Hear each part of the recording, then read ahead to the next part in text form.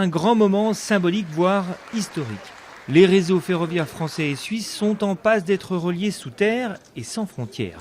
Le projet SEVA aura mis près de 20 ans à émerger, mais il ouvre de grandes perspectives de développement à l'agglomération franco-genevoise, à commencer par Annemasse.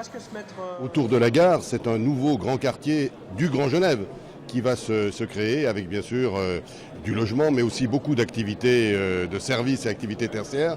Et je crois que l'agglomération annemassienne devient véritablement un point essentiel de développement urbain du Grand Genève. 450 logements sont sortis de terre autour de la gare d'Annemasse et en 2019, celle-ci passera d'une fréquentation actuelle de 300 000 à 4 millions de passagers, essentiellement des travailleurs frontaliers qui laisseront ainsi, espère-t-on, leur voiture au garage. Il est important qu'on fasse en sorte que nos populations nous accompagnent étape par étape dans tout ce qui se passe autour de ce fameux chantier du SEVA et bientôt ce qui va déboucher sur le fameux Léman Express pour toute la région et pour le canton de Genève, bien entendu. Mais le SEVA, c'est aussi une autre ambition pour le département de la Haute-Savoie.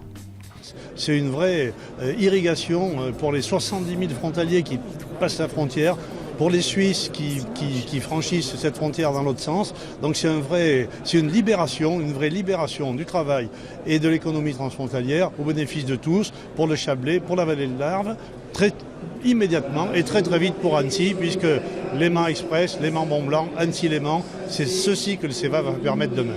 De grandes ambitions donc autour de ce projet, qui se heurteront sans doute encore à des problèmes de toutes sortes. Ce matin, alors même qu'on inaugurait cette jonction, on apprenait que la Suisse envisageait de fermer le passage de certaines petites douanes accédant à Genève, laborieuses et sinueuses relations transfrontalières.